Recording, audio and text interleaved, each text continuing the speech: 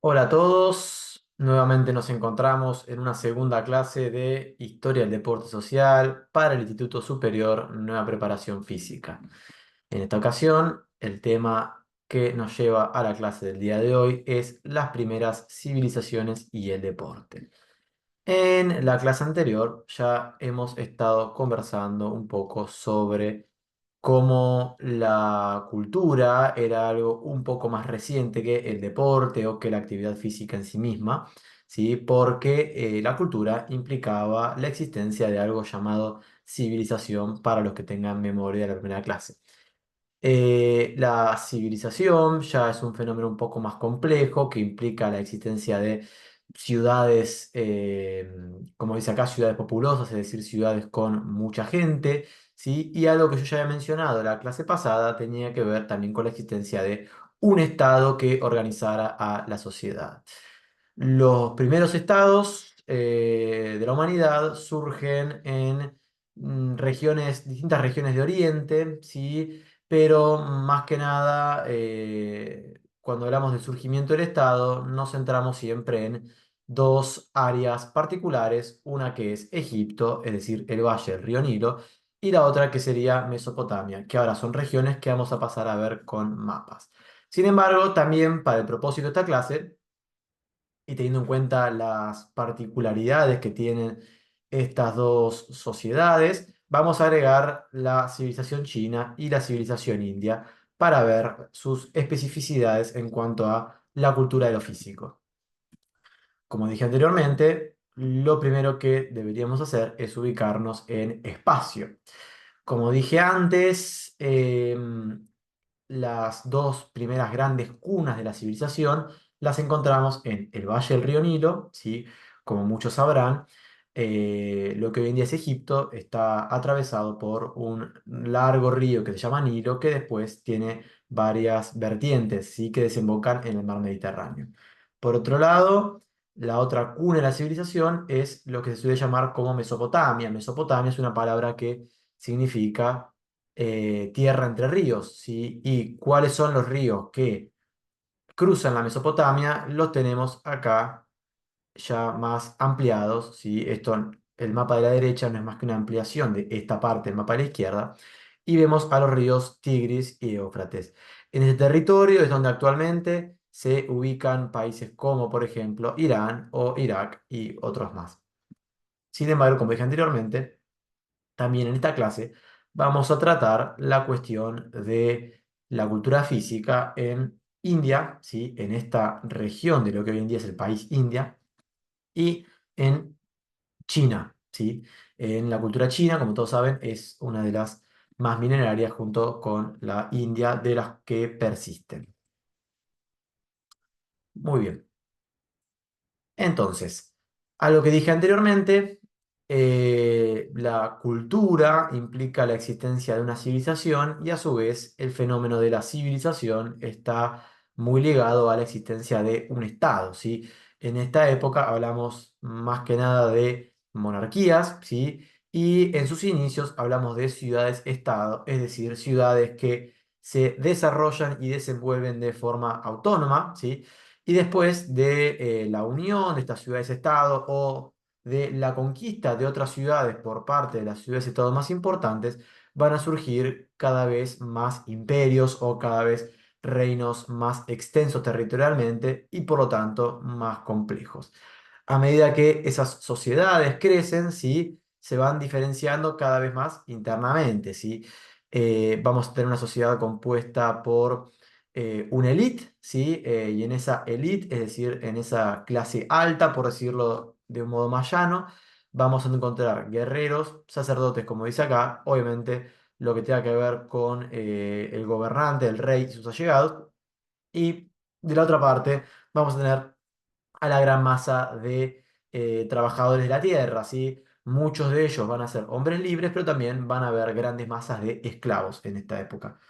Algo que vamos a destacar para la cultura física de estas sociedades o civilizaciones tiene que ver también con el aspecto religioso o espiritual de la cultura física. En ese sentido, tengamos en cuenta, si bien ya una idea de esto nos la podemos dar de lo que conversamos en la clase pasada. Recuerden, en la prehistoria, los primeros homínidos, que después iban a evolucionar hasta el humano actual, interpretaban el mundo de forma mágica, de forma mística, ¿sí? Bueno, mucho no va a cambiar todavía en la edad antigua, recuerden, ya terminamos la prehistoria y con el surgimiento de estas sociedades estamos hablando de historia antigua. Vamos a encontrar sociedades que todavía interpretan, ¿sí? Sus alrededores, la explicación del mundo, la realizan a partir de la religión, ¿sí? De lo espiritual, incluida la política, ¿sí? Se van a dar regímenes que solemos llamar como teocracias, ¿sí? Esto quiere decir eh, el poder religioso y el poder político como uno solo, ¿sí? Y entonces en ese sentido, los reyes van a gobernar ayudados por sus sacerdotes. Esto también es algo que vamos a destacar ahora cuando hablemos específicamente de la cultura física. Un grupo social que me faltó decir anteriormente y que forma parte de la élite, es decir, de la clase alta de esta época, es el de los letrados, es decir, aquellos que sabían leer y escribir. Parece algo ya medio obvio hoy en día, pero sin embargo, en esta época, saber leer y escribir ya te convertía en parte de la élite porque era muy poquita gente la que sabía hacerlo. Incluso muchos gobernantes no sabían leer y escribir, sino que era una función que estaba meramente relegada a un grupo muy específico de gente. Muy bien.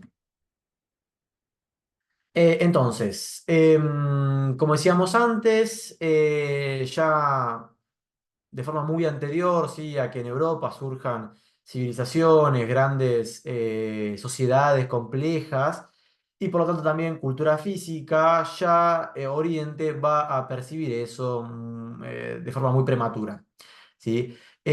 Como bien dice acá la frase de la diapositiva, el deporte es una forma de culto, es decir, en la Edad Antigua, y esto va a durar incluso, me animo a decir, hasta gran parte de la Edad Media también, el deporte forma parte de un complejo de cosas que incluye también a la religión, sí, que incluye también a la política, etcétera, etcétera.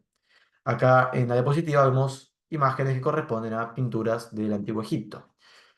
Y acá una diferencia conceptual clave para empezar a ver lo que es la cultura física en la antigüedad. Vamos a tener una división bastante tajante entre eh, las culturas de Antiguo Oriente que no son competitivas, ¿sí? Que vamos a ver en torno a qué otros ejes van a girar.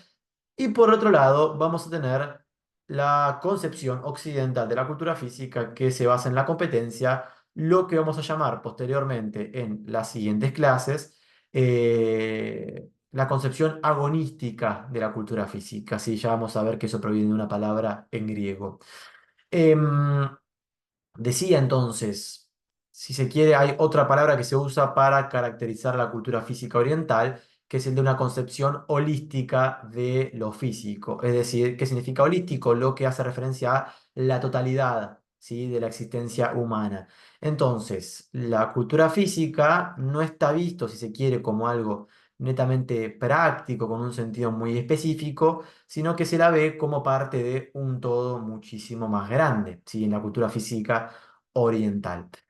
Nosotros claramente, muchos de nosotros estaremos mucho más familiarizados con la concepción occidental de la cultura física, ¿sí? Con lo competitivo, que con la perspectiva oriental sobre el asunto.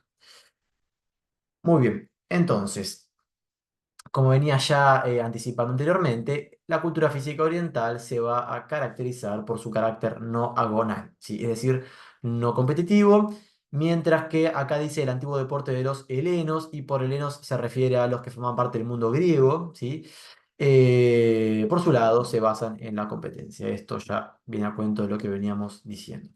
Primer caso que tenemos como ejemplo de estas culturas físicas orientales antiguas lo encontramos en China, que como dije anteriormente, es una de las culturas más milenarias, perdón. Tenemos varios ejemplos, ¿sí? De deportes o juegos inventados por los antiguos chinos, ¿sí? Pero partamos un poco de qué concepción filosófica funciona de base a esta serie de deportes o juegos.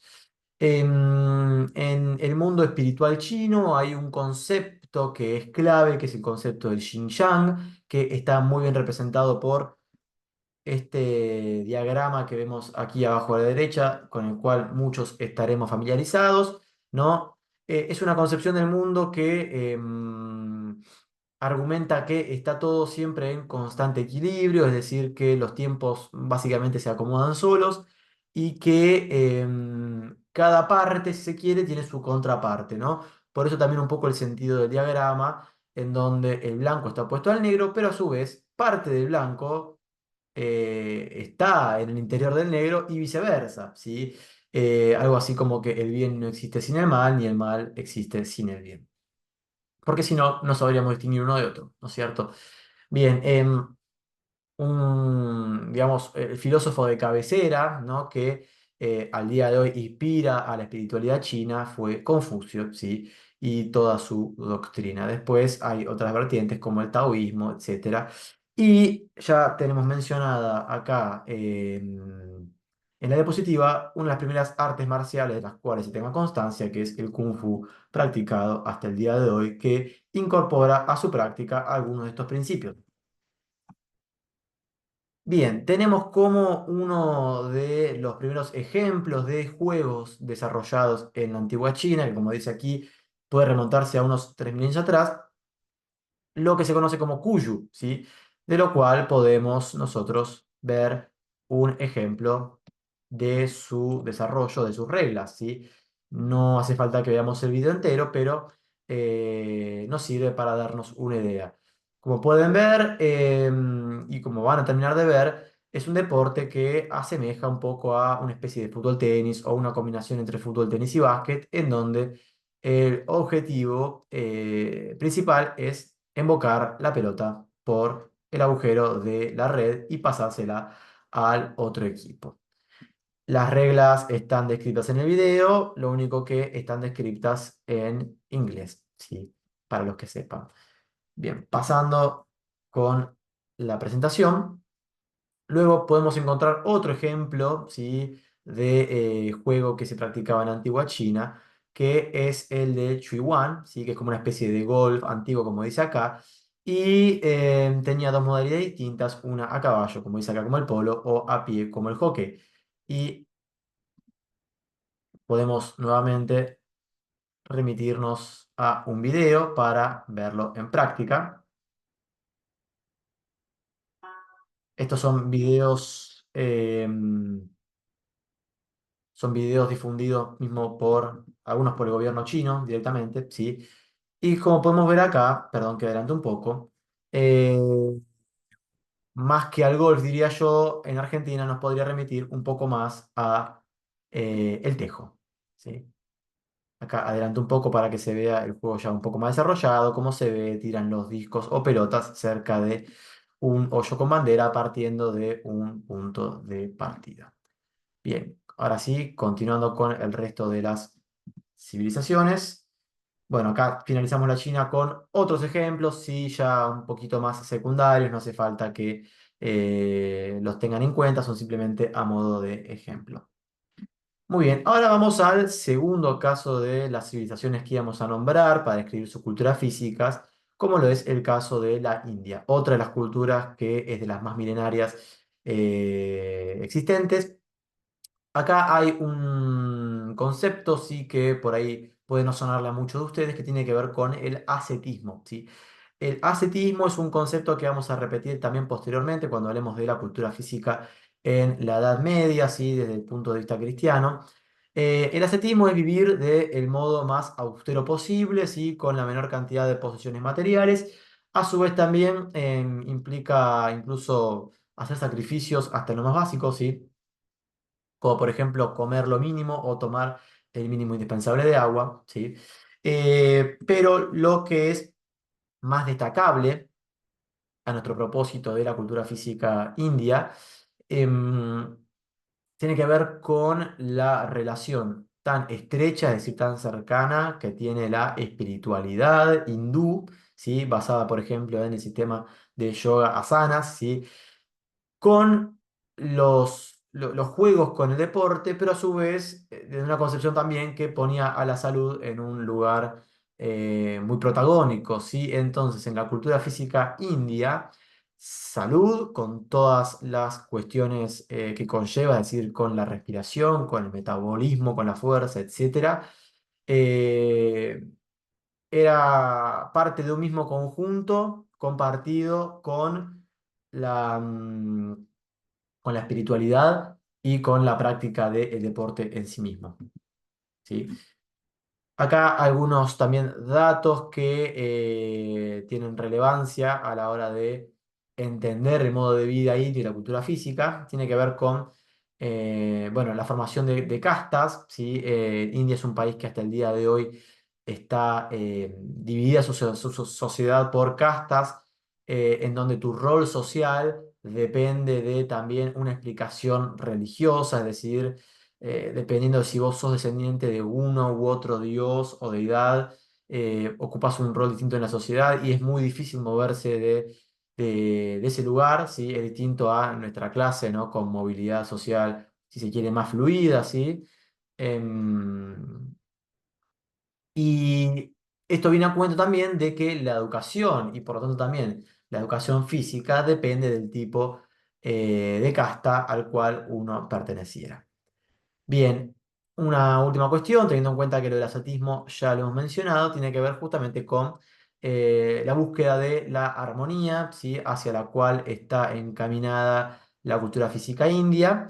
Y esto viene a cuento también de todos los pormenores que hacen a la salud que mencionamos anteriormente.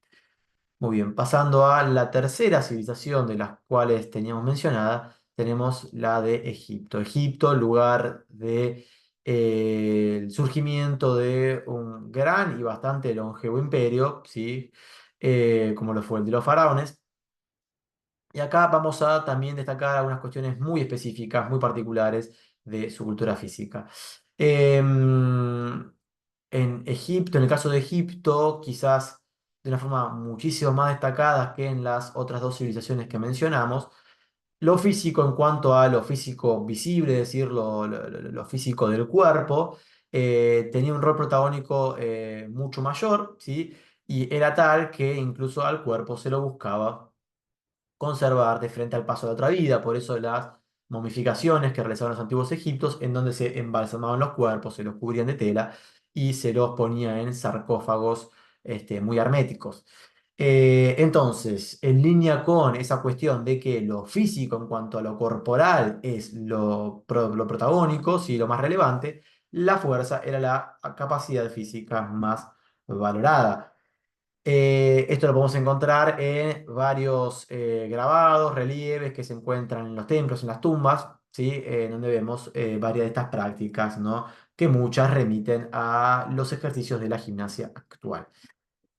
Bien, el deporte favorito de los faraones era la caza de animales, y acá vamos a ver un par de cuestiones que se repiten también para las culturas físicas occidentales, pero que incluso se van a seguir repitiendo para la Edad Media. A ver, por ejemplo, aquí dice que el deporte favorito de los faraones era la caza de animales, sí, que también es algo que vamos a ver repetido en la cultura caballeresca de la Edad Media, sí, en la cultura física medieval.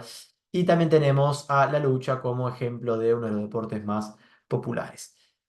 También la lucha, vamos a verla para el caso greco-romano, es otro deporte destacado. Pero acá es a lo que más quería llegar, ¿sí? Acá me corro a mí mismo de la proyección.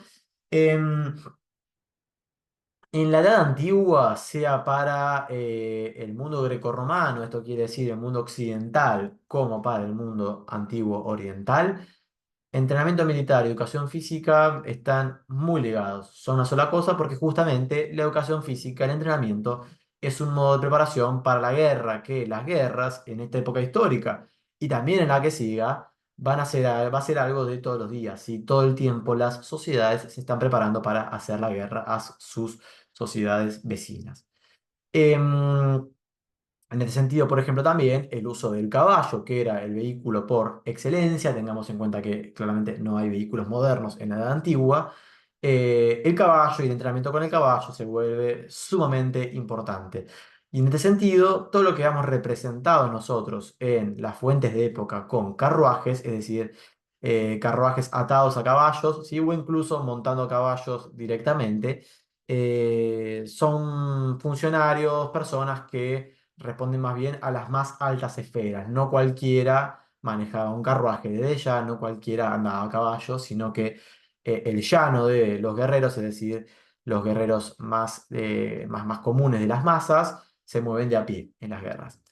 Entonces, también en el sentido de que el entrenamiento físico era a su vez entrenamiento militar, la coordinación entre personas se vuelve una habilidad crucial a desarrollar, porque un ejército que no funciona coordinadamente es un ejército destinado a fracasar. Algo de esto habíamos mencionado en la clase anterior, cuando hablamos de prehistoria, y hablamos sobre cómo los primeros homínidos progresaban en su evolución a partir de la imitación, ¿no? Y cómo después esto también iba dando paso a las coreografías, ¿sí? Bien. Y otra cuestión que vamos a ver, quizás compartida entre entre cultura física oriental y cultura física occidental, tiene que ver con el rol simbólico del deporte, ¿sí? Como dije antes, no es solamente deporte, no es solamente actividad física, sino que todo tiene una interpretación religiosa, pero también un uso político. Esto del uso político, del deporte, la actividad física, lo vamos a ver explotado, aprovechado al máximo posteriormente cuando veamos antiguos romanos. Con esto hemos finalizado la clase número 2 del curso de Historia del Deporte Social. Como ya saben, ante cualquier consulta, ante cualquier duda, no duden en contactarnos. Hasta la próxima clase.